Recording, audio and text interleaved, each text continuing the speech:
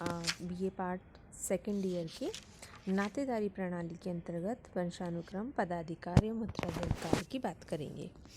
कल की क्लास में हमने नातेदारी क्या है, उसकी क्या टाइप्स हैं, उसकी कौन कौन सी श्रेणियां हैं, उनके बारे में बात की थी। श्रेणियों में मैंने आपको प्राथमिक, द्वितीय एवं तृतीय श्रेणियों के बारे में बताया था, जिसमें बताया था कि प्राथमिक में 8 होती है, द्वितीय में 33 होती है और तृतीय में 151 श्रेणियाँ पाई जाती हैं। तो इन्हीं के साथ जुड़ा हुआ है वंशानुक्रम। वंशानुक्रम या डिसेंट, वंशानुक्रम का अर्थ जो है वो मान्यता प्राप्त, वंशानुक्रम के अंतर्गत मान्यता प्राप्त उन सामाजिक संबंधों से लिया जाता है जिन्हें कोई व्यक्ति अपने पूर्वजों के साथ जोड़ता है, जिनकी वह संतान है। और जैसे उदाहरण के लिए एक परिवार की यदि 5-6 पीढ़ियाँ देखी जाए तो वे अपने परिवार का स्रोत अपने से पूर्व की पीढ़ी से मानते हैं, जो कि वास्तविक उत्पत्ति है।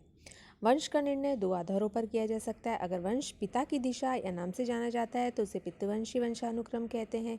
यदि वंश माता की दिशा पर होता है तो उसे मातृवंशी वंशानुक्रम कहते हैं। से भारत के समाजों में दोनों प्रकार के लक्षण पाए जाते हैं। जैसे रक्त संबंध की दृष्टि से वंश एक छोटा समूह होता है और वह उन सभी व्यक्तियों से बना होता है जो अपनी उत्पत्ति एक ही पूर्वज से मानते हैं। इसके अंतर्गत वे लोग सम्मिलित हैं जो विवाह संबंधी नातेदार हैं। सारांश के लिए यदि कहा जाए तो वंशानुक्रम जैविकीय, सामाजिक एवं सांस्कृतिक मान्यता है जो मानव को विशिष्ट एक रक्त संबंधी नातेदारियों से जोड़ती है।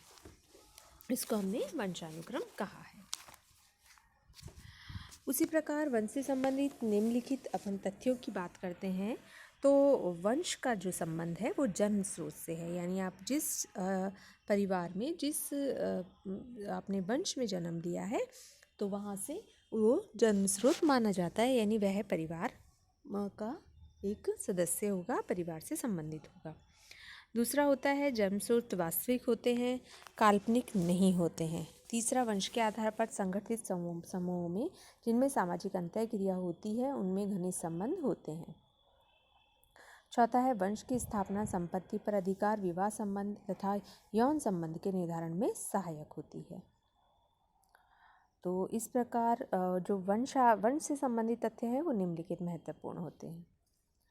नेक्स्ट हम बात करते हैं वंश प्रणाली का वर्गीकरण। तो वंश व्यवस्था को निम्नलिखित रूप से 2 भागों में विभाजित किया गया है, पितृवंशीय, मातृवंशीय।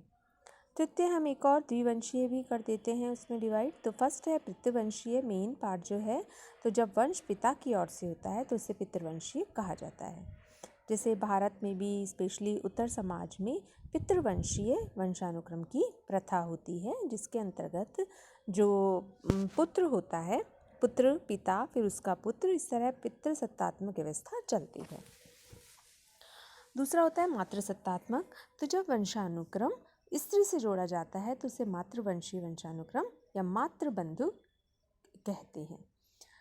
भारत के अंतर्गत ही दक्षिण भारत के कुछ समाजों में मातृवंशीय वंशानुक्रम देखा जाता है, यानी माँ, फिर उनकी बेटी और उनकी बेटी, इस तरह माँ के स्वामित्व से वह परिवार चलता है।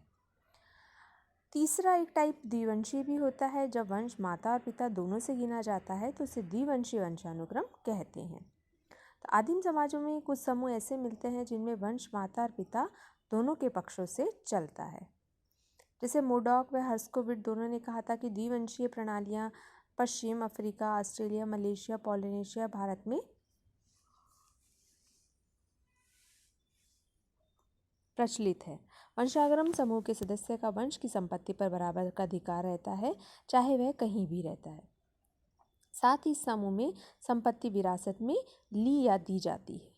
तो वंशानुक्रम समूह वह समूह होता है जिसमें व्यक्ति की सदस्यता स्वतः जन्म से ही होती है। वंश परंपरा माता व पिता से चलती है एवं यह परंपरा अनवरत चलती रहती है। यह समूह वर्तमान पीढ़ी को सांस्कृतिक व्यवहार प्रदान करता है और उनका सामाजिकरण करता है। इसी प्रकार हम बात करते हैं अब वंशानुक्रम के प्रकार के बारे में कि वंशानुक्रम के क्या प्रकार हैं। तो भारतीय समाजों में वंशानुक्रम के अनेक प्रकार हैं। जैसे वंशानुक्रम के आधार पर सामाजिक जीवन के विभिन्न पक्षों के संगठन का निर्धारण होता है। जैसे यह संगठन किन पक्षों से हो सकता है एवं किन पक्षों से नहीं हो सकता है। से वंशानुक्रम के आधार पर संपत्ति में उत्तराधिकार एवं पदाधिकार का निश्चय किया जाता है। राजनैतिक, वैधानिक, ब्रह्म, घरेलू पक्षों को समझने के लिए वंशानुक्रम का ज्ञान आवश्यक है। भारत के समाज में वंशानुक्रम ही व्यक्ति की सामाजिक परिस्थिति का भी निर्धारण करता है। नातेदारी के नियम के प्रयोग को भी वंशानुक्रम के आधार पर ही तय किया जाता है।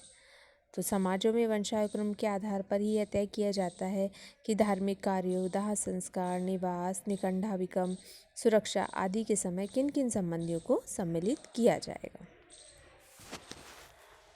नेक्स्ट हम बात करते हैं पदाधिकार के बारे में, या सक्सेशन भी बोलते हैं जिसे। तो पदाधिकार शब्द का प्रयोग पद के संचरण की व्यवस्था के लिए किया जाता है। इसके संबंध में पिडिंगटन ने एक परिभाषा दी थी कि पदाधिकार या पत्राधिकार के नियम वे हैं जो पदवी के संचरण को तय करते हैं। पदाधिकार को दो रूपों में देखा जा सकता है, पितृवंशीय पदाधिकार एवं मातृवंशीय पदाधिकार।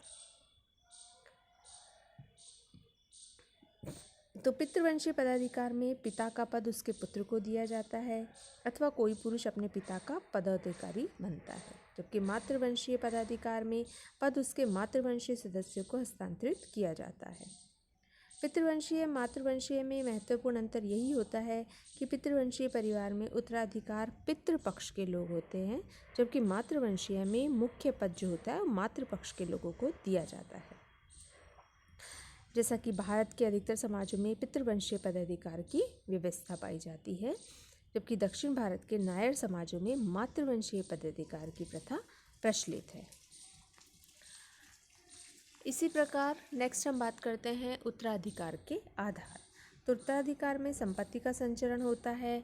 समाजों में जिस पद का तरह का संचरण किया जाता है उसी भांति संपत्ति का भी हस्तांतरण होता है। जैसे पिडिंगटन ने कहा था कि एक पीढ़ी से दूसरी पीढ़ी में संपत्ति के संचरण को नियमित करने वाले नियम होते हैं उत्तराधिकार। उत्तराधिकार के अनेक आधार होते हैं, जैसे कि वंश के आधार पर यह पाया जाता है, आयु के आधार पर होता है, वसीयत के आधार पर एवं अन्य आधारों पर भी यह पाया जाता है। वंश व लिंग के आधार पर अगर हम बात करते हैं तो उसमें समाजों में वंश व लिंग के आधार पर ये दो रूपों में देखा जा सकता है। फर्स्ट है पितृवंशीय उत्तराधिकार एवं मातृवंशीय उत्तराधिकार। पितृवंशीय उत्तराधिकार में संपत्ति का जो हस्तांतरण है वो पिता से पुत्र को होता है, जबकि स्त्रियों व पुत्रियों का संपत्ति में कोई अधिकार नहीं होता है। मातृवंशीय उत्तराधिकार में संपत्ति का हस्तांतरण माता से पुत्र की ओर होता है और संपत्ति में पुत्रों का भी कोई अधिकार नहीं होता है। इन दोनों रूपों के अतिरिक्त एक और मिश्रित रूप भी है जो जनजातियों में प्रचलित है, जिनमें एक प्रकार की संपत्ति पुरुष को दी जाती है और दूसरे प्रकार के अधिकारी स्त्रियों को होती है। कुछ समाजों में अचल संपत्ति पुरुष वंश में चलती है और चल संपत्ति जो होती है वो स्त्री वंश में चलती है।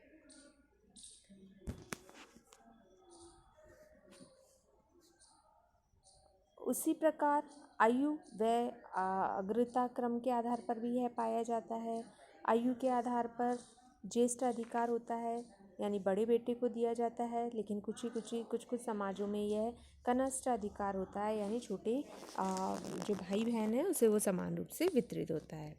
तो भारत की यदि हम बात करें तो भारत में गांव में ज्येष्ठ अधिकार की व्यवस्था पाई जाती है। नेक्स्ट है वसीयत। कुछ समाजों में पिता अपनी मृत्यु के पूर्व अपनी संपत्ति का हस्तांतरण को लिखकर बता जाते हैं कि उनकी मृत्यु के अंतर्गत कौन उस संपत्ति का उत्तराधिकारी होगा। भारत की मातृसत्तात्मक गारों में उत्तराधिकार के रूप में परिवार की कन्याओं में से किसी को भी चुना जा सकता है। ये एक विशिष्ट अधिकार होता है, इसलिए यह अधिकार मिलता है उसके पति को एक विशेष नाम नोमोक्रोम से जाना जाता है। जबकि आधुनिक समाज विकसित समाजों में इच्छा शक्ति को भी उत्तराधिकार में कहा है कि इससे पहले वसीयत लिख दी जाती है।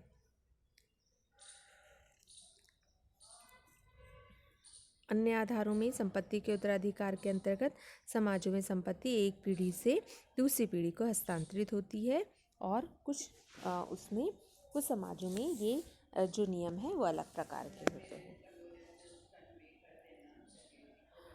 नेक्स्ट हम बात करते हैं निवास स्थान के बारे में।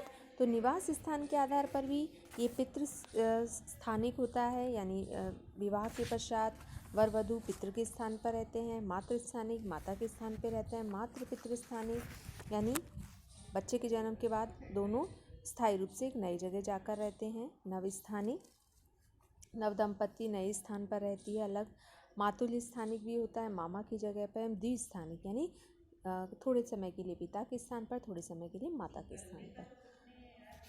तो इस प्रकार नातेदारी व्यवस्था के अंतर्गत आज हमने पदाधिकार, वंशानुक्रम एवं उत्तराधिकार की बात। धन्यवाद।